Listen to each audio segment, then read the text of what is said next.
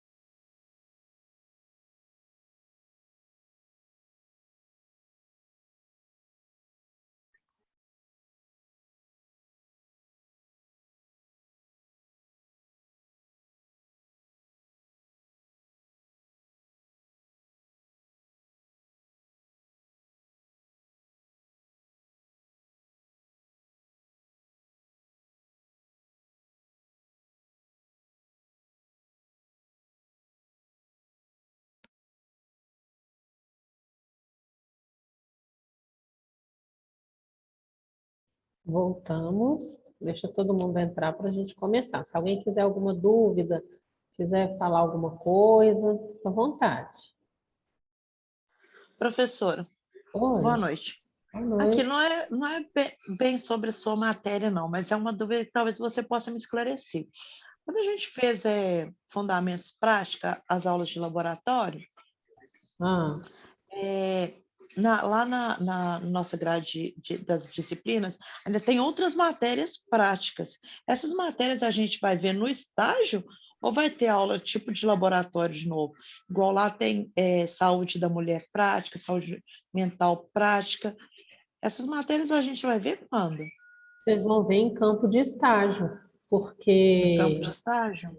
Porque, por exemplo, saúde mental, geralmente vocês passam em algum CERSAM, saúde da mulher, vocês passam em maternidade, essas que estão práticas lá é estágio. Vou encaminhar a gente para essas áreas, para fazer essas matérias, né? Isso mesmo. Ah, tá.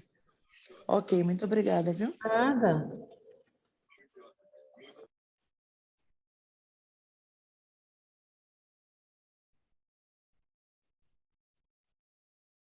Você desesperou aí pensando assim, meu Deus, ainda tem mais laboratório ainda, não vou formar.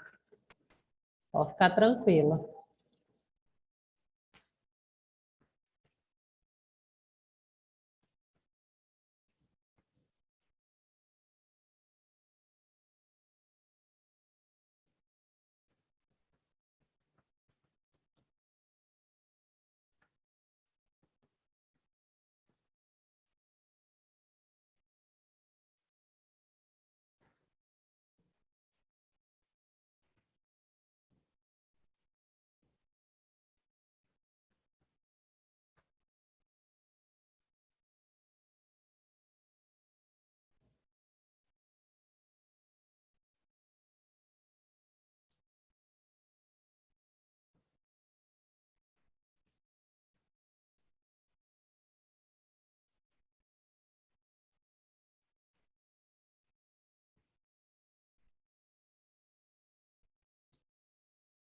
O que eu quero agora falar com vocês, gente, no próximo horário eu vou fazer chamada, tá?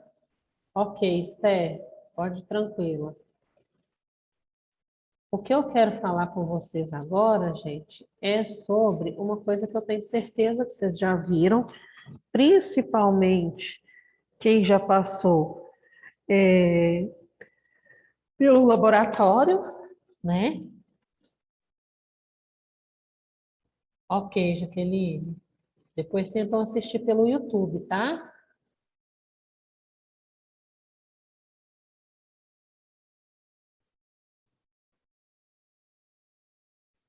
É uma coisa, gente, que com certeza vocês já viram, tá? É, no laboratório, vocês já viram em fundamentos, mas eu vou falar com vocês da importância da sonda vesical de Demora. A sonda vesical de Demora, e anotem isso porque parece fácil, mas depois vocês confundem, ela serve para drenar xixi, para drenar diurese, ok?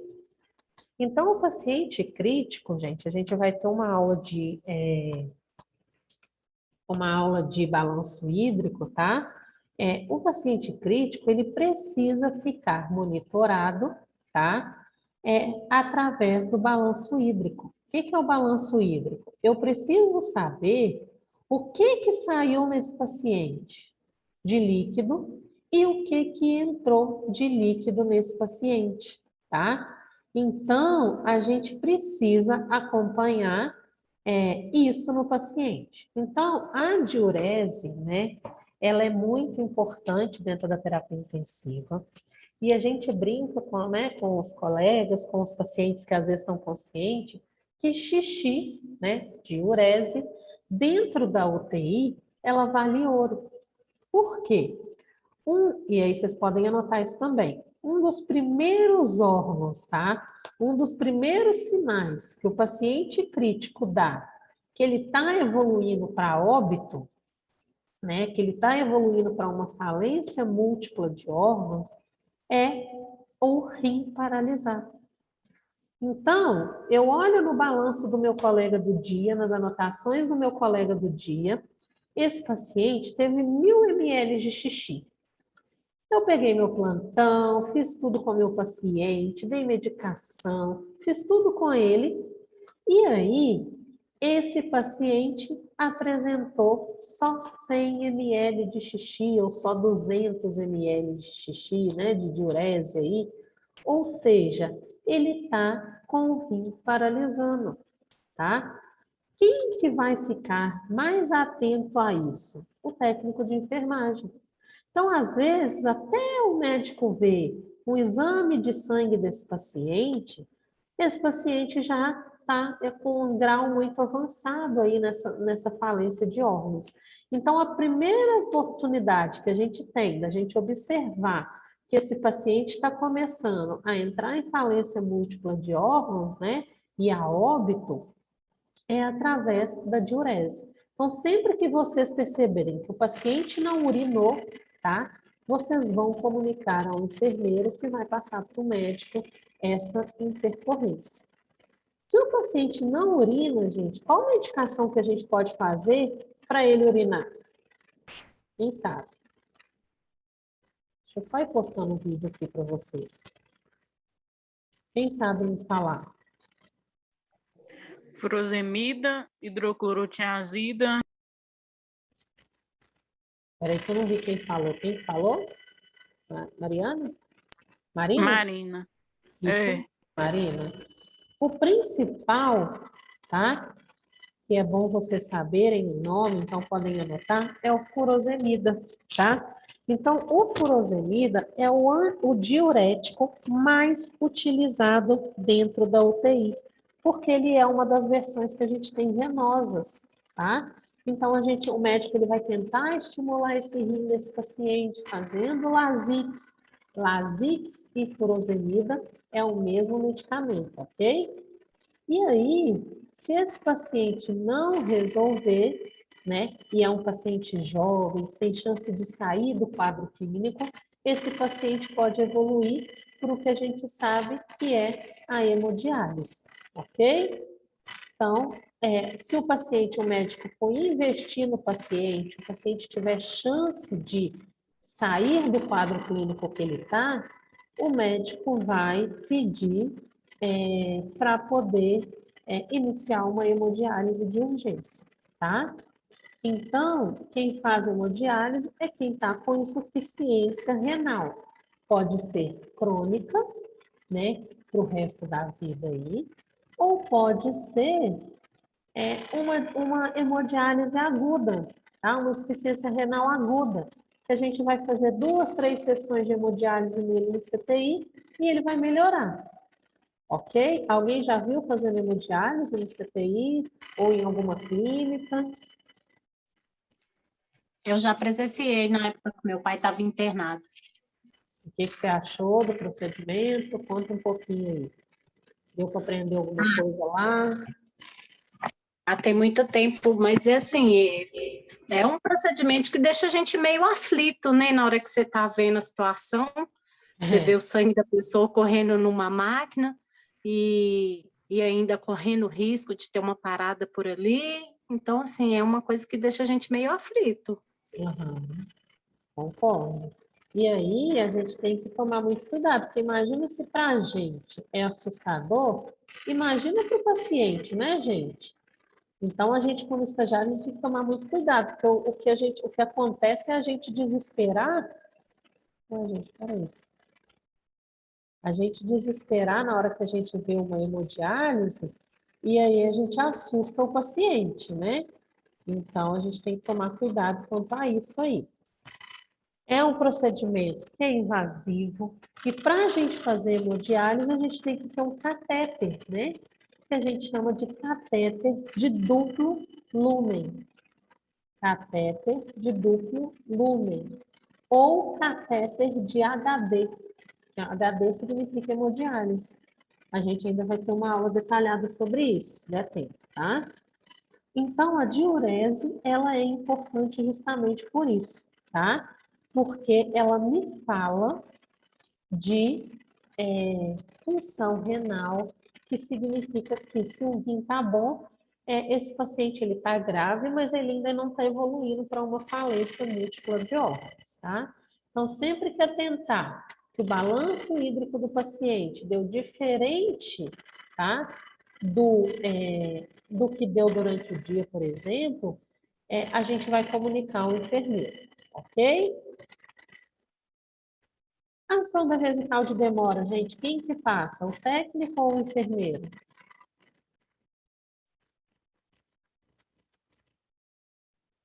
Enfermeiro. O enfermeiro, né? Então, é função privativa do enfermeiro, né? Quando a gente fala que é função privativa, é uma função que o enfermeiro ele não pode delegar para o técnico, tá? Então, é o enfermeiro que passa, mas atual agora, tá? Essa semana, se não ontem, a gente tem uma nova resolução de sonda vesical de demora, que fala que, eu vou até encaminhar para vocês, que me fala que, a partir de agora, o técnico, ele tem que ficar, ele tem que ficar do lado do enfermeiro enquanto o enfermeiro passa a sonda. Está todo mundo revoltado com isso, porque não tem necessidade, tá? Mas eles agora fizeram essa resolução. Então, o COFEI soltou isso. Enquanto o enfermeiro ele está lá passando a sonda, é obrigatória a presença do técnico ali acompanhando ele, tá? E aí a gente vê o que vai acontecer nas próximas cenas, nos próximos capítulos aí. Gente, quando o homem ele vai urinar, tá? Ele fica com um pouco de ereção. O pênis dele fica um pouco ereto, tá? Então, a gente precisa fixar o pênis do paciente para cima, na direção do umbigo, tá? E ali eu vou colocar um micropore e vou fixar essa sonda. Por quê? Se eu coloco deixo esse pênis para baixo e fecho a fralda, na hora que ele tentar fazer a ereção, eu vou estar lesionando a uretra desse paciente. Então, anotem, grifem isso aí. Nos homens, a gente vai fixar a sonda com o pênis para cima, ok? Já nas mulheres, a gente vai fixar na parte interna da coxa, tá? Por que que a gente tem que fixar sempre a sonda vesical de demora? Para que ela não fique mexendo e lesionando a uretra. Professora, mas eu cheguei lá na UPA, o paciente está com sonda vesical de demora e não tem fixação. Você pode pegar um pedacinho de micropore e fixar essa sonda na parte interna da coxa, tá? Por quê? Se a gente não fixa e essa paciente é muito agitada, mexe demais, o que vai acontecer é dessa sonda ficar tracionando dentro da uretra e aí acaba lesionando essa uretra, ok? Sempre que a bolsa atingir, gente, 1/3 da sua capacidade, então geralmente ela tem aí, cabe 2.000 ml, tá? 2 litros de diurese aí nessa bolsa. Sempre que atingir 1/3, ou seja, vamos pensar aí na metade, sendo 1.000, 1/3 aí entre 500 mais ou menos. Eu vou desprezar, tá? 1/3, 1/4, eu vou desprezar essa diurese. O que que acontece na prática? O povo adora fazer o que a gente brinca, que chama teste do Imetro. Quer saber se na bolsa aguenta uns 2.000 mesmo. E aí deixa essa bolsa estourando de diurese. Qual que é o perigo disso? Aqui a gente tem uma válvula que evita que essa diurese retorne. Mas a gente não tem ainda uma eficácia comprovada dessa válvula. Então, pode ser que a urina volte, tá? E aí isso já pode levar a uma contaminação urinária para o paciente. Então, por isso que a gente não deixa a bolsa de diurese encher tanto, ok? O que o técnico de enfermagem tem que evoluir relacionado à diurese?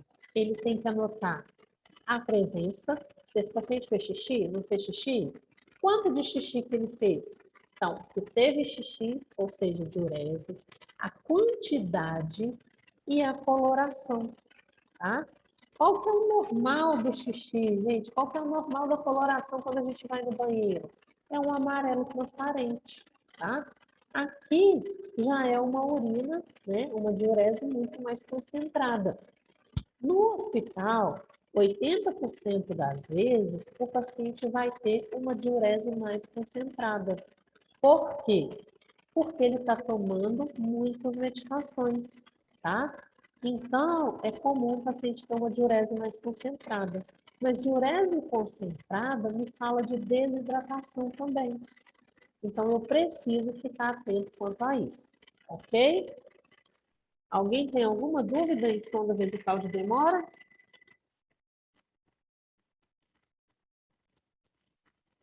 Não? Vocês viram na aula prática como que passa?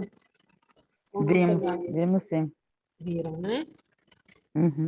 Qual que é a dica? Chegou no leito do CTI, quer saber se o paciente está com sonda vesical de demora? Vai lá e vê se tem uma bolsa pendurada dessa aqui na cama, né? Porque ela sempre fica abaixo do corpo do paciente, para que a diurese consiga cair ali pela lei da gravidade, ok? Então, você consegue atentar para isso. Não tem diurese, chama o médico principal diurético, o Azix ou furosemida, ok? Gente, dúvidas? Aqui está a sonda, olha para vocês verem como que ela fica. Ó. Essa é a sonda que a gente chama de sonda Foley, tá? Aqui, em uma parte dela, a gente vai conectar o sistema fechado, ou seja, a bolsa coletora, e na outra, eu vou colocar a ABD para insuflar o balãozinho que tem lá dentro. Olhem aqui para vocês verem como que fica. Para quê? Para que esse paciente não mexa ou na hora do banho, eu manipule esse paciente e ele solte essa sonda, tá?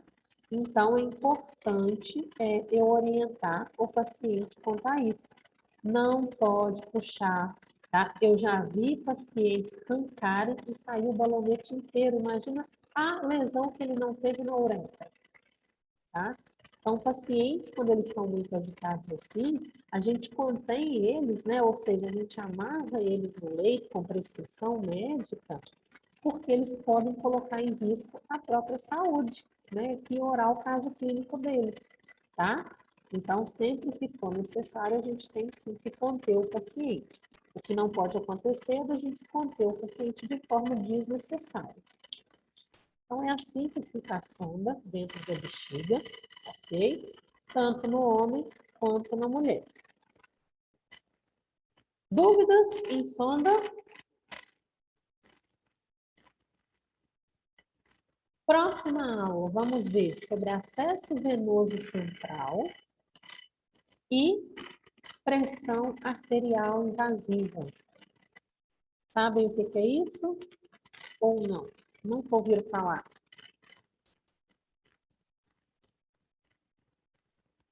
Alguém já ouviu falar no acesso central? Ela disse acesso venoso central, mas o quê? E na pressão intraarterial ou pressão arterial invasiva? Não? Só do acesso. Só do acesso. Lucilane, Lohana, que costumam falar aí, já viram? Não, professora, é só o acesso que eu me lembro também. Ok, vamos aprender então, tá? Resumidamente, dando uma pincelada para vocês, tá? O acesso central, ele é um acesso que o médico funciona, tá? Vamos imaginar um paciente que faz tratamento para câncer, um paciente que faz tratamento de hemodiálise. Esses pacientes são muito, muito ruins de veia. Então, tá eu, a Juscelane, a Rayane, tudo de plantão, de técnico. A gente tentou acesso, a gente não conseguiu. A gente tentou, né? Eu tentei a jugular do paciente, que é privativa do enfermeiro e do médico. Não consegui. Eu vou solicitar ao médico para funcionar o acesso central. Então, o acesso central, ele é funcionado pelo médico, no caso de a gente não conseguir uma veia periférica, ou em um caso que o paciente use determinadas medicações que a gente vai aprender. Já a pressão intraarterial que eu falei com vocês, tá? Que a gente vai estudar, ela serve, gente, para a gente monitorar a pressão mais real do paciente. Aquela pressão que a gente aprende a olhar aqui na escola, que coloca o manguito, né? Que a gente coloca um esteto. Aquela pressão é uma estimativa de uma pressão, é uma pressão superficial, tá?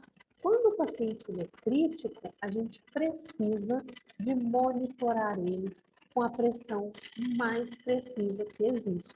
E aí a gente usa o termo para pressão arterial invasiva, tá?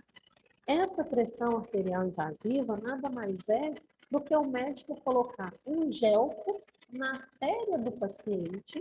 Então, a gente funciona veia. O médico, para olhar a pressão, está funcionando a artéria. Ele funciona a artéria do paciente para monitorar a pressão a cada segundo do paciente, tá? Já até anotem aí quem está com o caderno, mas eu vou repetir na próxima aula, que a pressão arterial invasiva, uma das características dela é que toda vez que eu olho no monitor, a cada segundo o valor oscila um pouquinho. Por quê? A cada batimento cardíaco, a gente vai ter a pressão ali. Então, é a pressão mais atual que existe, ok? Essa é a pressão arterial invasiva. Professora, eu nunca tinha ouvido falar, eu tenho tempo para estudar.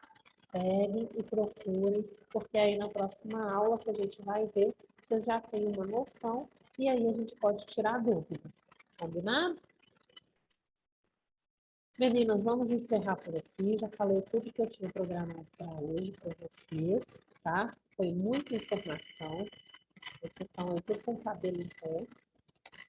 A gente volta na Professora, vai próxima. fazer chamada? Vou fazer chamada agora, tá?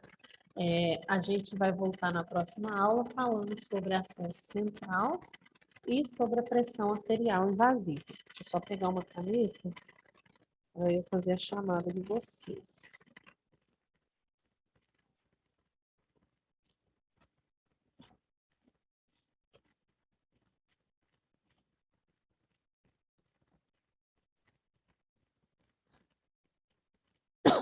Meninas, preciso que vocês que não estão vindo presencial, tá? Urgentemente, que deram o nome, que estão com o nome na lista, e não estão vindo, envie amanhã, sem falta, uma mensagem para a coordenação.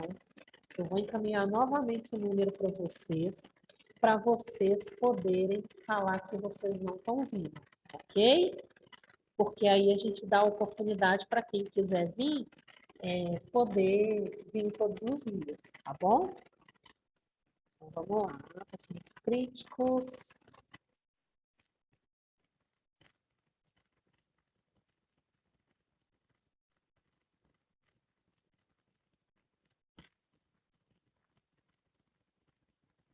Aline.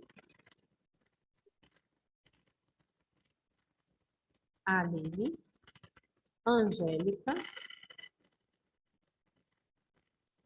Eduarda. Engraçado, gente. Tinha mais gente na aula, agora só tem um pouquinho.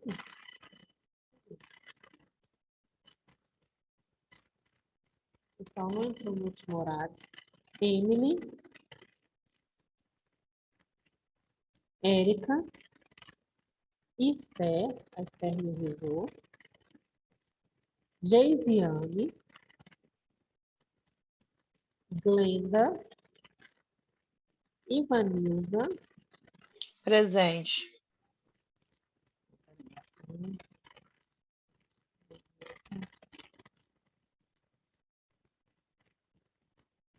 Ivanilza, ok. Jaqueline me avisou. Jusilaine. Presente. Larissa. Lohana. Presente. Lohana.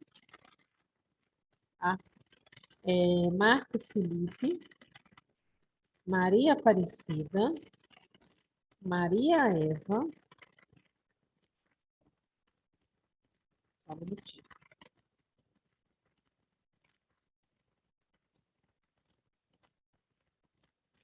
Maria Eva. Marina Cássia. Presente. Maiara. Paula. Presente. Rafaela. Presente. Renner. Rosemaria. Presente. Thaís. E Érica. É assim mesmo? Fala seu nome?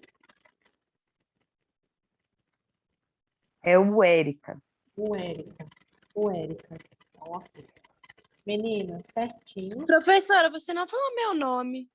Deixa eu conferir aqui, Rayane, se tem seu nome aqui. Aí eu falei.